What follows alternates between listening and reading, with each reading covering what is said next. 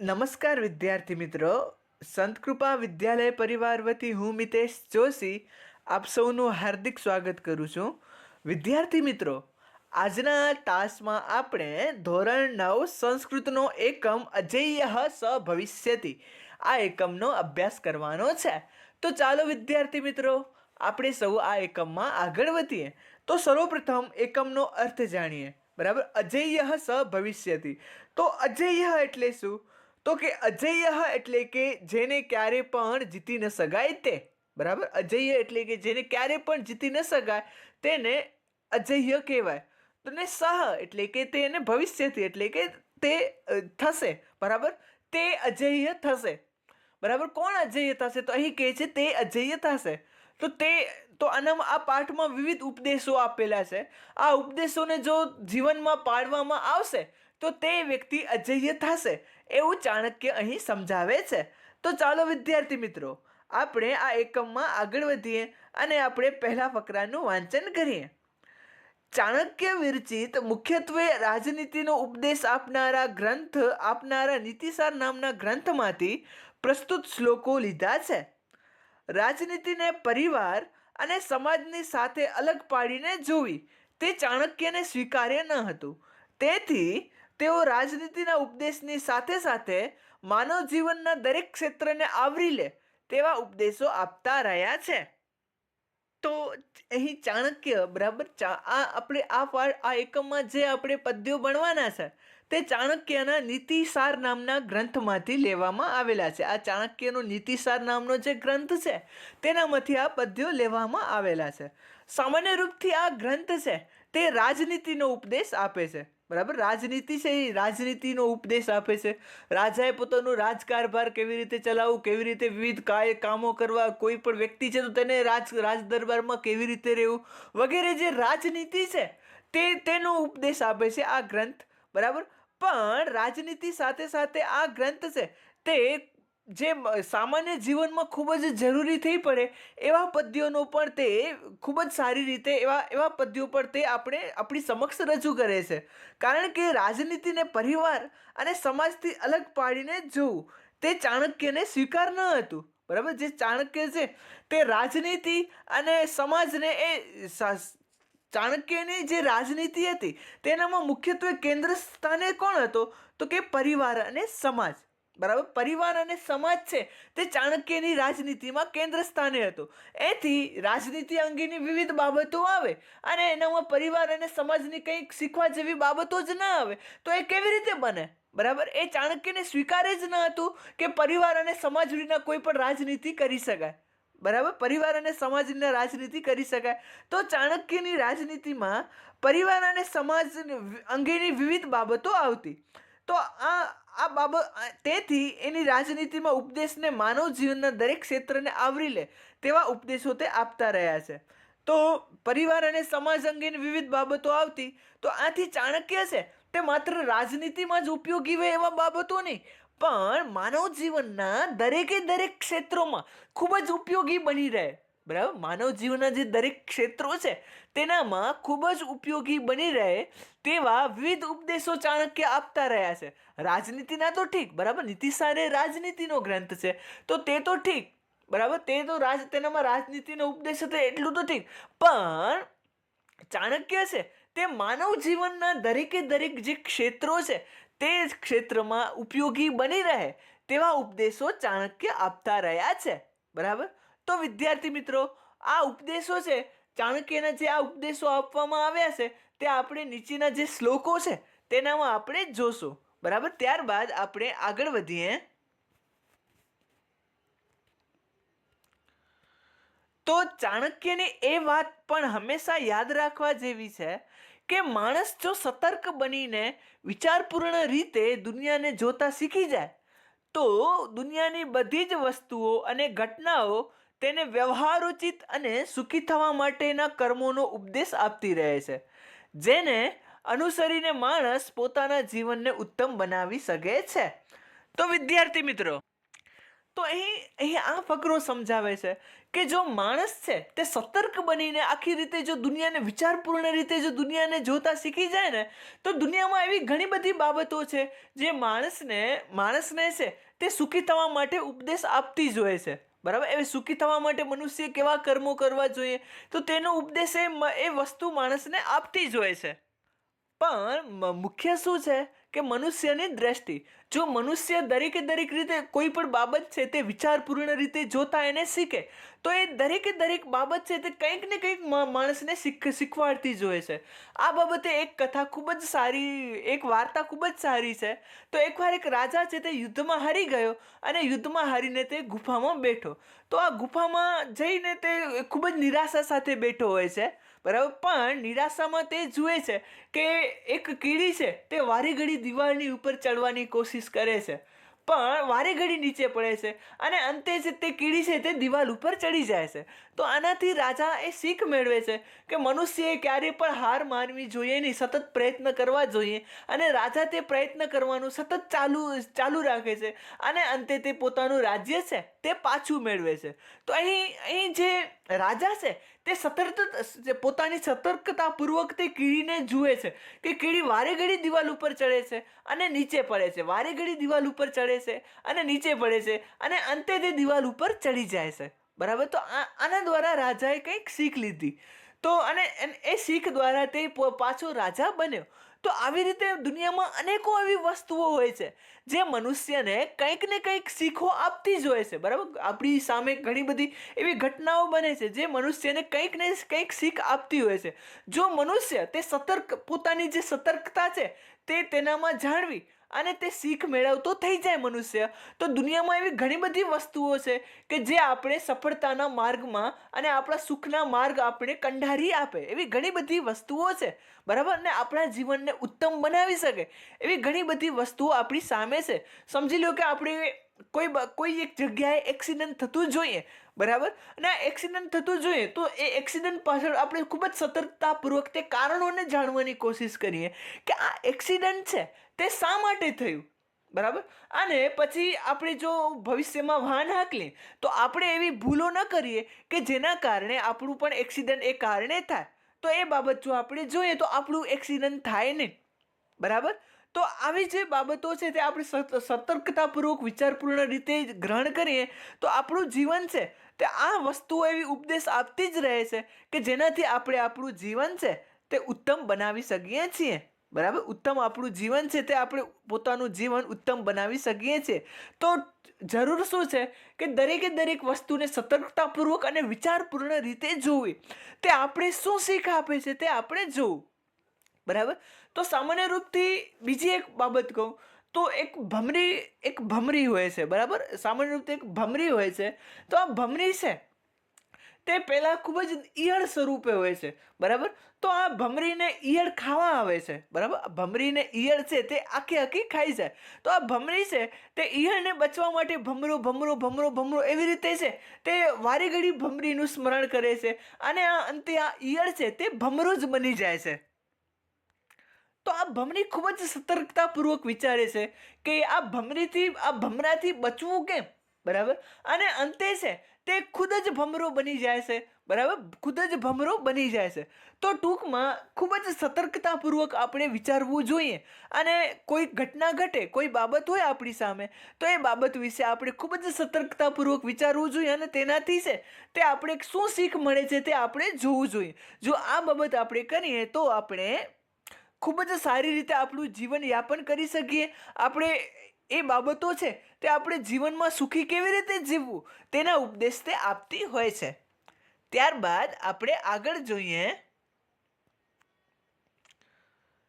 તો આપણી આસપાસ વિચરતા વિવિધ પ્રાણીઓ ભલે આપણે સારા અને ખરાબની શ્રેણીમાં વિભાજિત કરતા હોઈએ છીએ, પણ ચાણક્ય જેવા વિદ્વાનો તેમની પાસેથી સતત કંઈક ને કંઈક શીખતા રહે છે.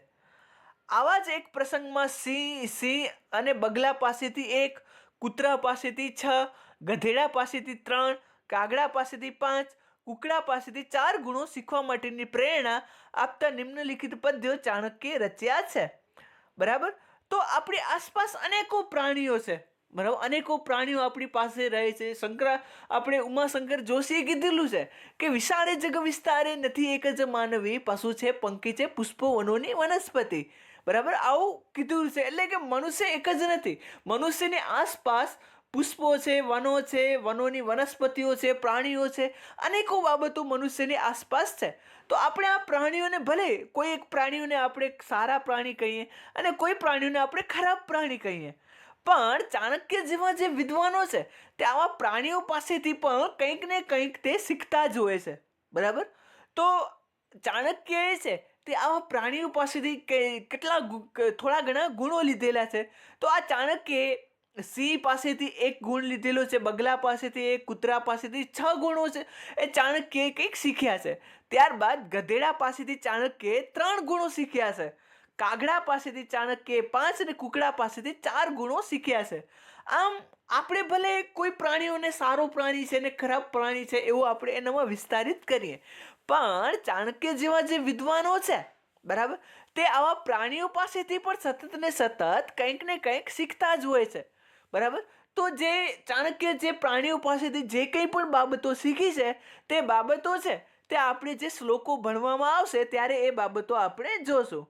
ત્યારબાદ આપણે આગળનો ફકરો જોઈએ તો કે મનુષ્ય પોતાના વ્યક્તિત્વના વિકાસ માટે અને જીવન સફળ બતાવવા માટે આ તમામ 20 ગુણો જાણી લેવા જોઈએ અને તેને વ્યવહારમાં આચરવા જોઈએ. પ્રાણીઓની ઉપેક્ષા કરવાને બદલે તેમની પાસેથી પણ માર્ગદર્શન મેળવવું જોઈએ, એમ આ પદ્યના પાઠથી સમજી શકાશે. તો સામાન્ય રૂપથી મનુષ્ય પોતાના વ્યક્તિત્વના જીવન માટે અને જીવનને સફળ બતાવવા માટે ઉપરોક્ત જે પ્રાણીઓ છે તેના પાસેથી આ ગુણો છે તે જાણી લેવા જોઈએ અને તેના વ્યવહારમાં આચરવા જોઈએ. તો ચાણક્યએ જે 20 ગુણો નીચે આપણે આપેલા છે, તો તે 20 ગુણો જો આપણે આપણું જીવન સફળ બનાવવું હોય તો તે 20 ગુણોને છે તે આપણે આપણા જીવનમાં ઉતારી લેવા જોઈએ અને તે અનુસાર આપણું વ્યવહાર ગોઠવવું જોઈએ. બરાબર, અને બીજું કે પ્રાણીઓની ઉપેક્ષા કરવાને બદલે તેના પાસેથી માર્ગદર્શન મેળવવું જોઈએ. એ પણ આ બાબત પાઠથી સમજી શકાય છે. બરાબર, પ્રાણીઓની આપણે ઉપેક્ષા ન કરીએ અને પ્રાણીઓથી પણ આપણે કંઈક શીખીએ, એ બાબત અહીં સમજાય છે. બરાબર, તો વિદ્યાર્થી મિત્રો, અહીં ઉપરોક્ત એટલી જ બાબત છે કે પ્રાણીઓ છે તે પ્રાણીઓથી પણ આપણે કંઈક શીખીએ અને જો આપણે જીવન સફળ બનાવવું હોય તો આ પ્રાણીઓ પાસેથી પણ આપણે જે નીચે 20 ગુણો આપેલા છે તેને આપણે પણ આપણા વ્યવહારમાં આચરીએ તો આપણું પણ જીવન છે તે સફળ બની જાય. બરાબર, તો ત્યારબાદ આપણે પ્રથમ શ્લોકમાં આગળ વધીએ. વિદ્યાર્થીઓ, આ એકમનો પ્રથમ શ્લોક આ પ્રમાણે છે. પેલા વાંચન કરીએ. સિંહાદેકમ બકાદેકમ ષટ સુનઃ ત્રીણિ ગર્દભાત વાયસાત પંચ શિક્ષેચ ચત્વારી કુક્કુટાદપી. એટલે કે ફરીવાર શ્લોકનું વાંચન કરીએ. સિંહાદેકમ બકાદેકમ ષટ સુનઃ ત્રીણિ ગર્દભાત વાયસાત પંચ શિક્ષેચ ચત્વારી કુક્કુટાદપી.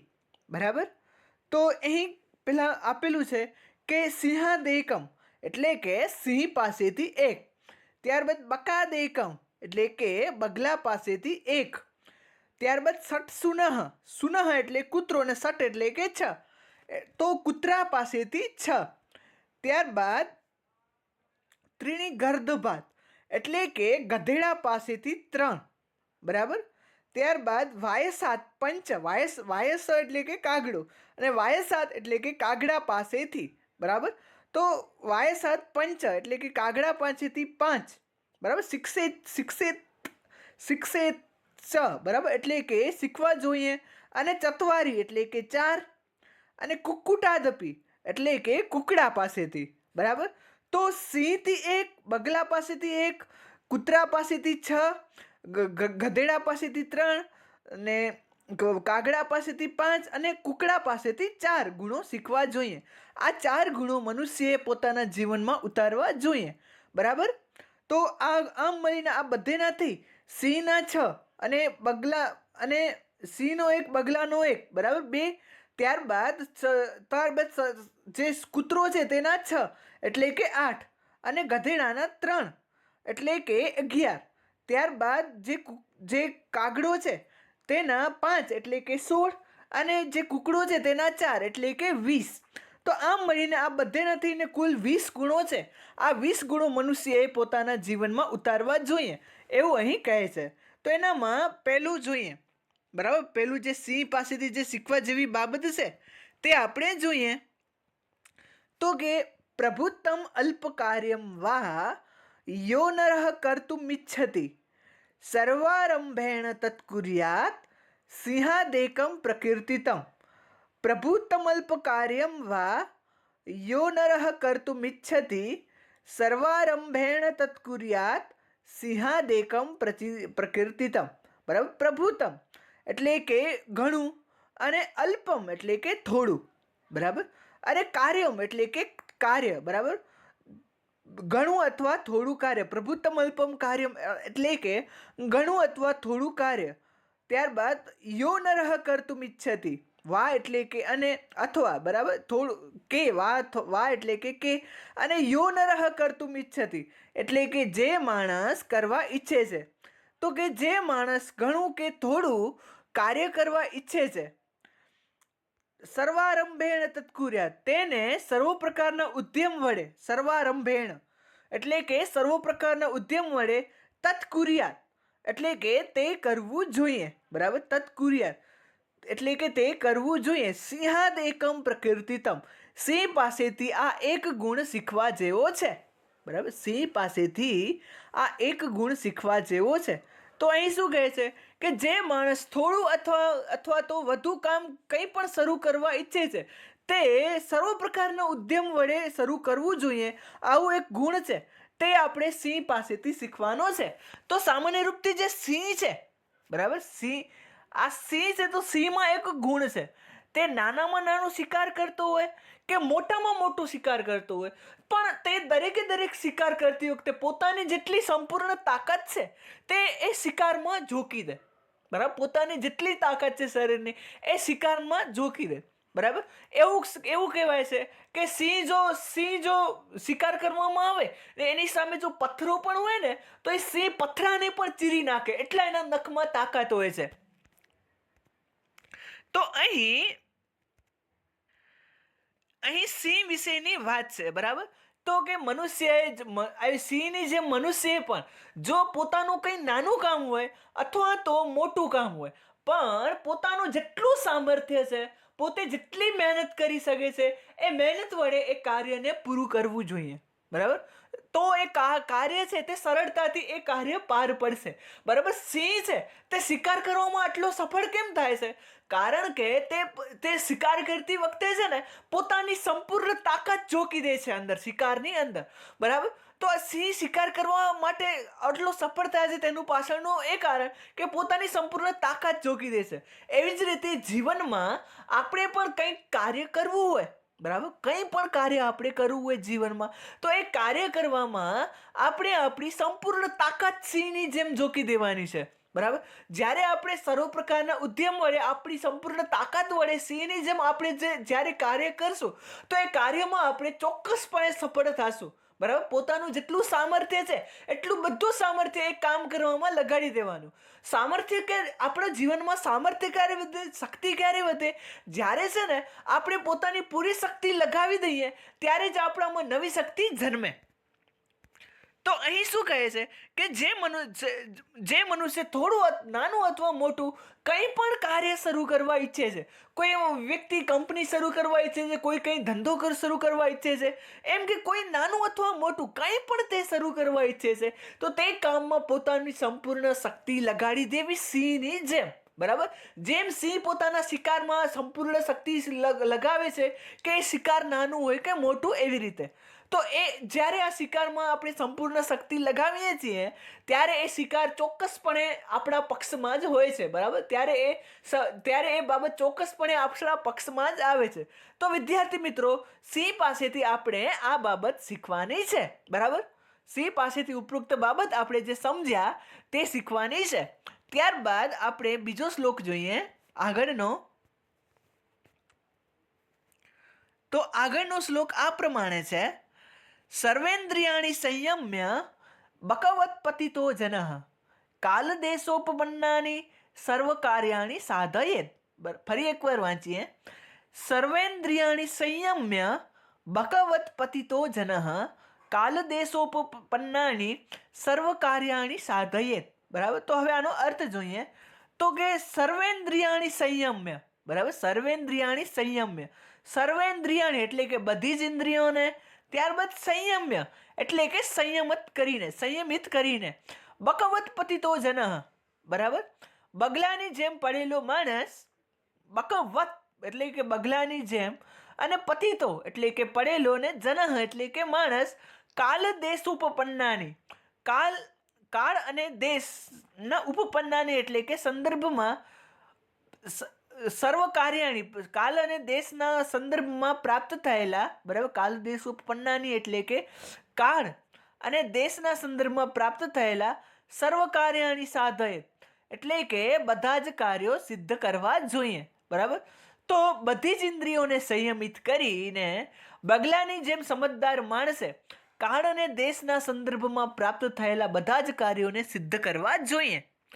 તો વિદ્યાર્થી મિત્રો, આ શ્લોકમાં ધ્યાનની મહત્તા વર્ણવાય છે. બરાબર. ધ્યાનની મહત્તા વર્ણવાય છે. તો સામાન્ય રૂપથી બગલો છે. બરાબર. તો બગલાનો સ્વભાવ છે એક જગ્યાએ ધ્યાન દેવીને જોવું. બરાબર.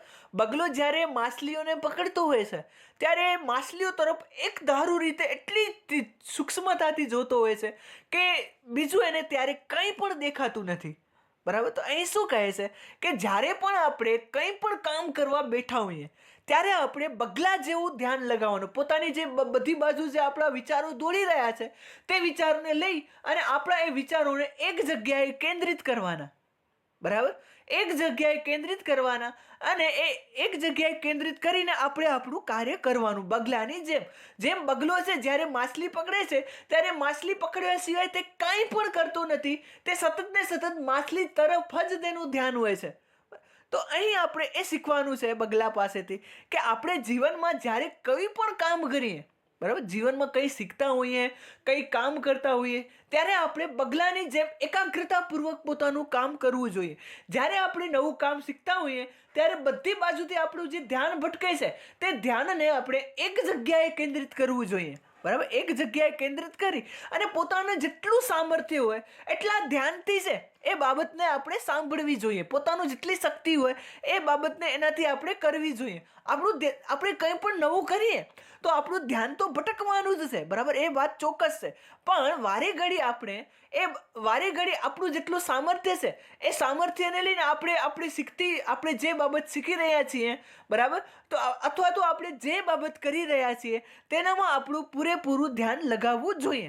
અહીં શું કહે છે કે બધી જ ઇન્દ્રિયોને સંયમિત કરીને, અહીં બધી જ ઇન્દ્રિયોને સંયમિત કરીને એટલે કે જે બધી બાજુથી આપણા વિચારો ઘૂમી રહ્યા છે, બરાબર, બધી બાજુથી જે આપણા વિચારો છે, જે આપણા મનમાં ફરી રહ્યા છે, તે બધા જ પ્રકારના વિચારોને ખેંચીને બગલાની જેમ, બરાબર, જેમ બગલો કેમ કરે કે એક જ માછલી તરફ જ તેનું ધ્યાન હોય, એવી રીતે બગલાની જેમ સમજદાર માણસે, બરાબર, સમજદાર માણસે ત્યારબાદ જનઃ એટલે કે સમજદાર માણસે કાલ દેશોપપન્નાની દેશ અને કાળના સંદર્ભમાં પ્રાપ્ત થયેલા સર્વ કાર્યાણી સાધયેત બધા જ કાર્યો કરવા જોઈએ. તો અહીં ટૂંકમાં એ સમજાવવા માંગે છે કે આપણે જીવનમાં જે કાર્યો પ્રાપ્ત થયા, બરાબર, તો તે બંગલા જેવી એકાગ્રતાપૂર્વક એ કાર્યોને સંપન્ન કરવા જોઈએ. આપણામાં જેટલું સામર્થ્ય છે એટલી બધી જ એકાગ્રતા લગાવી અને આપણે એ કાર્ય કરવા જોઈએ. બરાબર. એક રીતે જોવા જઈએ તો આ પહેલો અને બીજો શ્લોક છે એનો ભાવાર્થ તો સમાન જ છે. સિંહ આધારિત બાબત શું કહે છે કે પોતાની સંપૂર્ણ શક્તિ લગાવીને કાર્ય કરવું જોઈએ, અને બગલો એમ જ કહે છે કે પોતાની જેટલી સંપૂર્ણ શક્તિ છે, પોતાની જેટલી એકાગ્રતા છે એ શીખવામાં આપણે લગાવી દેવી જોઈએ. જ્યારે આપણે કંઈક નવી બાબત શીખતા હોઈએ અથવા તો કંઈક નવું કરતા હોઈએ તો પોતાની જેટલી એકાગ્રતા છે, જેટલું યાદ રાખી શકીએ છીએ, પોતામાં જેટલી સ્મરણ શક્તિ છે, એ બધાને કામ લગાવીને આપણે આપણું કાર્ય કરવું જોઈએ. તો ત્યારે જ આપણે જીવનમાં સફળતા મળશે. તો શું વિદ્યાર્થી મિત્રો, ઉપરોક્ત જે 3 શ્લોક છે તે તમને બરાબર સમજાઈ ગયા ને? આશા છે કે ઉપરોક્ત 3 શ્લોક છે તે તમને બરાબર સમજાઈ ગયા હશે. તો વિદ્યાર્થી મિત્રો, આ સાથે આપણે આ તાસ અહીં પૂર્ણ કરીએ છીએ. શુભમ ભવેત. અસ્તુ.